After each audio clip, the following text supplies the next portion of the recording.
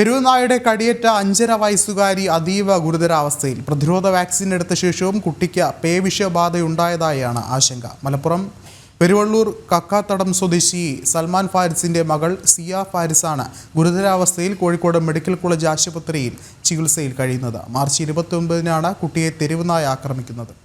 കൂടുതൽ വിവരങ്ങളുമായി ശിവദാസ് കന്മനം ചേരുന്നുണ്ട്. ശിവദാസ്, എന്താണ് നിലവിലെ സാഹചര്യം? വിഷ്ണു, ഇക്കഴിഞ്ഞ മാർച്ച് 29-നാണ് ഈ 5.5 വയസ്സുകാരിയായ പെൺകുട്ടിയെ തെരുവുനായ ആക്രമിച്ചത്. അതിനുശേഷം ഈ കുട്ടിക്ക് വാക്സിൻ എടുത്തിരുന്നു, പ്രതിരോധ വാക്സിൻ എടുത്തിരുന്നു. പക്ഷേ പ്രതിരോധ വാക്സിൻ എടുത്ത ശേഷവും ഇപ്പോൾ കുട്ടിക്ക് പേവിഷബാധ സ്ഥിരീകരിച്ചിട്ടുണ്ട്. കഴിഞ്ഞ ദിവസവും ഇത്തരത്തിൽ രക്തസാമ്പിള് പരിശോധിച്ചിരുന്നു. ഈ രക്തസാമ്പിളിൽ അടക്കം ഇത്തരത്തിൽ ഇപ്പോഴും പേവിഷബാധ സ്ഥിരീകരിച്ചിട്ടുണ്ട്. അതുകൊണ്ട് തന്നെ ഗുരുതരാവസ്ഥയിൽ കുട്ടി കഴിയുകയാണ്. നിലവിൽ ഇപ്പോൾ കുട്ടി കോഴിക്കോട് മെഡിക്കൽ കോളേജ് ആശുപത്രിയിൽ ചികിത്സയിൽ കഴിയുകയാണ് ഉള്ളത്. 2 ദിവസം മുൻപ് ഇത്തരത്തിൽ പരിശോധന നടത്തിയപ്പോൾ പേവിഷബാധ സ്ഥിരീകരിച്ചതുകൊണ്ട് തന്നെ ഇപ്പോൾ കുട്ടിയുടെ സ്ഥിതി വളരെ മോശമായ അവസ്ഥയിലാണെന്നാണ് ഡോക്ടർമാർ പറയുന്നത്.